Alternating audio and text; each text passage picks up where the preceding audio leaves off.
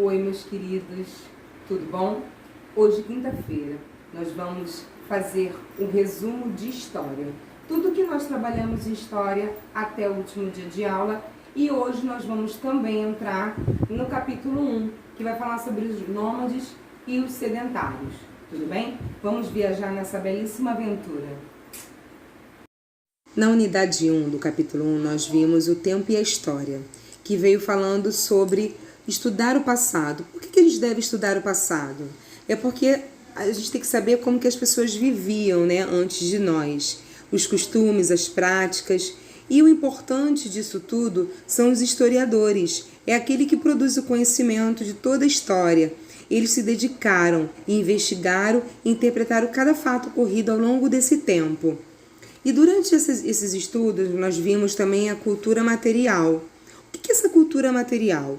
É o conjunto dos objetos de roupas, joias, utensílios, diversas esculturas, pinturas, construções arquitetônicas e instrumentos de caça, que esses materiais, eles trazem as informações de como era o modo de vida que as pessoas viviam aqui. Então, é uma cultura, né, daquele determinado povo que vivia e que utilizava material. Era um material que significava muito para aquelas pessoas e que era uma identidade delas, né? É importante a gente saber disso. E conforme a gente foi estudando, a gente viu sobre os tempos, que estudar a história é analisar as mudanças.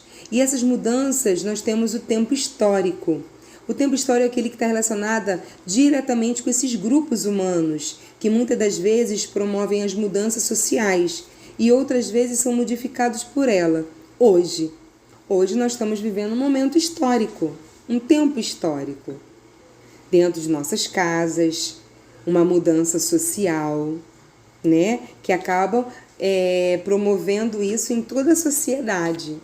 Isso vai entrar para a história. O que está acontecendo conosco hoje é um exemplo de tempo histórico.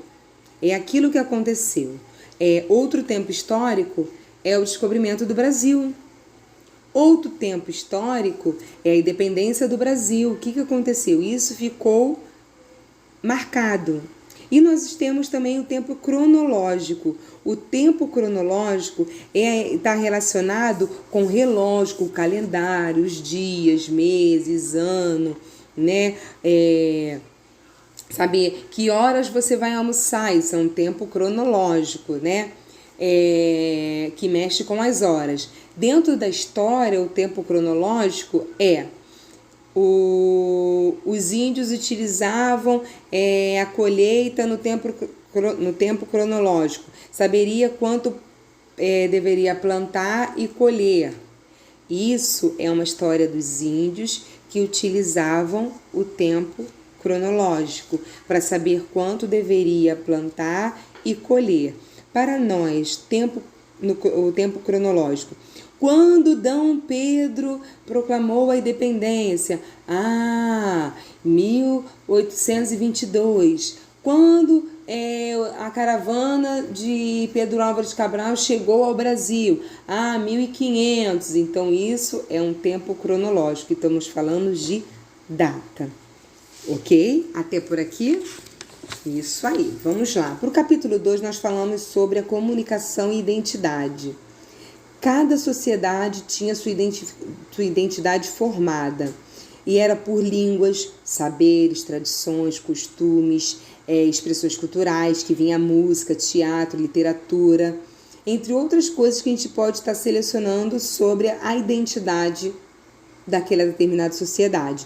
E dois exemplos muito importantes na comunicação é a escrita e a fala. A escrita fala é uma coisa fundamental para todos nós. É no ambiente familiar, é na escola. Agora aqui, nós estamos aqui. Eu falo e se você tiver dúvida, você me manda a dúvida no WhatsApp ou na agenda, a escrita. Então, é um meio de comunicação. E é o meio de comunicação, a escrita e a fala, que interage. Eu não consigo adivinhar O que você está com dúvida, você precisa me dizer. Como nós não estamos pessoalmente, você precisa me escrever. Olha como é importante. Durante essa identidade, né, dessa sociedade, nós nos deparamos com os griots. Os griots são idosos, né? São os velhos que são chamados, eu não gosto muito de chamar velhos, eu chamo de idosos, dos povos africanos, em que eles transmitem os seus conhecimentos de uma geração para outra por meio da tradição oral, falado, contado. Eu quando estava explicando isso na sala de aula, eu me remetia muito na minha memória alguns filmes que eu assisto em que tem assim, fecha os olhos agora. Imagina uma roda de crianças e um idoso sentado contando como era o seu passado, como ele vivia no antepassado, com uma fogueira. Olha que delícia de saber, de ouvir. A gente hoje está precisando ouvir. Eu sempre falei isso na sala de aula. Ouvir mais, falar menos. Continuando, abrindo seus olhos. Os griots, ele significa os contadores de história. Eram as pessoas que eles eram responsáveis em manter viva a lenda, os mitos daquela determinada sociedade, daquela determinada comunidade que viviam. E eles eram os povos africanos. E essas histórias eram de origem verdadeira, de acontecimentos que aconteceram mesmo em suas famílias, ou dentro da sociedade, um cotidiano, ou um fenômeno da natureza. No capítulo 3, o patrimônio cultural, o que é patrimônio, né? Os patrimônios são os bens materiais e imateriais de uma comunidade, que o povo escolhe como importantes para a sua história e identidade. Eu vou dar um exemplo de patrimônio de bens materiais para a tia Ana Paula, os meus cadernos de planejamento. É aquilo que é importante para mim, da minha história, a minha identidade, então é algo que eu posso pegar de concreto. Um patrimônio imaterial da tia Ana Paula, as minhas histórias, as minhas tradições, as minhas histórias de como eu ensino, de como eu ensinava, compartilhar as minhas memórias quando às vezes a gente está na sala de aula que eu explico alguma coisa que eu busco, né? Quando eu era estudante, eu agia assim, eu estudava assim. Isso é um patrimônio imaterial. Estão compreendendo? Agora, na página 18 e 19, nós vamos trabalhar a linguagem. Aqui tem um texto, né, falando sobre esses conjuntos arquitetônicos, as construções. Essas construções antigamente eram feitas para rituais, né? Manifestações culturais daquela determinada região e determinada época. E que isso se tornou patrimônios mundiais ou patrimônios da humanidade. E um dos órgãos responsáveis é a Unesco, que é a Organização das Nações Unidas para a Educação, as Ciências e a Cultura. Ela é responsável de reconhecer se aquele determinado local ou aquela determinada prática, ela pode se tornar um patrimônio, né? E o livro vem trazendo 2 exemplos aí de patrimônios que você vai ler, né? E vai fazer a página 19, né? A página 19, no número 3, eu até coloquei uma notificação na folhinha, né? Que vocês vão receber, que vocês já receberam, quem já conseguiu acessar, sobre essa pesquisa que tem aqui no número 3. Aí tá pedindo para pesquisar 2 locais. Não. Você vai fazer essa pesquisa de acordo com o que eu coloquei na folhinha. Eu coloquei na folhinha assim, ó. No livro 1, né, de História, da página 19, questão 3, pede para que se faça uma pesquisa. Porém, eu quero que faça assim, no seu caderno. Mas você irá pesquisar um local só, e o patrimônio de humanidade no Brasil. Por quê? Tia, eu posso fazer no livro? Pode, sem problema, pode fazer no livro para não deixar o livro em branco. Mas eu gostaria que você notificasse também no seu caderno e, se pudesse, colar uma figura e escrevesse Patrimônio da Humanidade no Brasil, como se fosse uma pesquisa. Você pode escrever aqui no seu livro qual patrimônio que você escolheu. Eu quero Brasil, tá? No Brasil. Um patrimônio da humanidade brasileiro. Tem vários, tá? Tem uns 14 que eu pesquisei pelo menos. Então não é desculpa. E eu não quero 12, eu quero um. Você pode notificar aqui no seu livro qual. E no seu caderno eu quero que você escreva. Escreve bem bonito. Patrimônio da Humanidade no Brasil. Eu vou pesquisar sobre Ouro Preto, Minas Gerais. Vai estar lá um textozinho, lê e escreve a sua opinião. Lembra de ontem o trabalho que eu passei para você escrever para um blog fictício? Finge que é para o meu blog. Tudo bem? Então, isso aí. Na página 2021 tem uma imagem, né? Para você visualizar esse templo aí do Leão de Naga.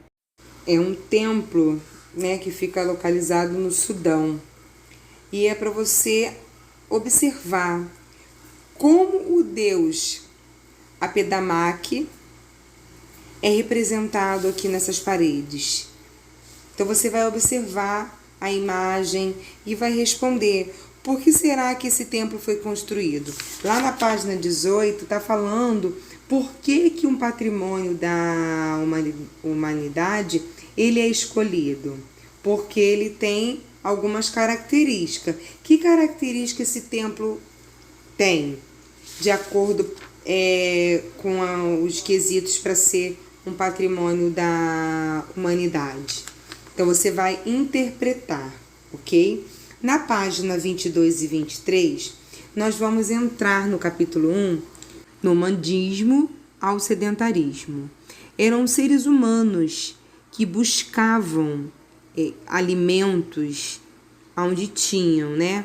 Eles tinham que caçar, pescar, coletar os frutos, onde tinha legumes, eles iam buscando. E nisso eles eram andarilhos. Com isso tudo, eles tinham que construir seus próprios instrumentos para caçar, a lança, para colher os frutos, né? A faca, machado. E eles construíam isso. E eles foram, né, vivendo dessa forma por um bom tempo. Até que eles desenvolveram um instrumento que foi muito útil para ele, que foi a agricultura e que nós precisamos até hoje, né? A prática de cultivar o seu próprio alimento. E provavelmente quem começou com essa prática foram as mulheres. E eles viram que essa agricultura fez um crescimento, né, de pessoas que deixavam de ser nômades e passaram a ser sedentários. Nômades é aquelas pessoas que não param, né? Não tem um determinado lugar fixo.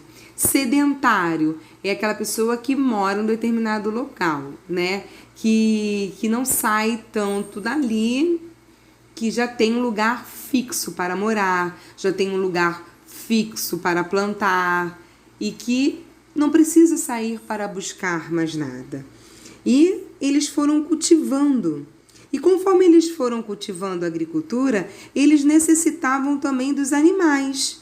Animais para serem domésticos, para buscar, para botar uma carroça, cavalos e bois. Para alimentação, as galinhas, os bois, as ovelhas. E eles começaram a fazer ali seu pequeno povoado. Então, por isso que falam que do nomadismo foram para o sedentarismo, que as pessoas que buscavam alimentos, elas encontraram um lugar e daquele lugar elas foram fazendo a sua própria colheita, sua própria criação de animais, o seu próprio crescimento populacional, foi criando uma sociedade, uma comunidade. E nisso, com esse crescimento, né, foram dando os primeiros humanos, agrupamento dos primeiros humanos. E eles precisavam, para para irrigar, né, a agricultura, eles precisavam de águas. E os povos da Mesopotâmia e dos egípcios, eles criaram, né, umas construções para não ficar com escassez de água. E eles criaram uma drenagem, uma irrigação, para levar essa água até esses novos primeiros agrupamentos humanos.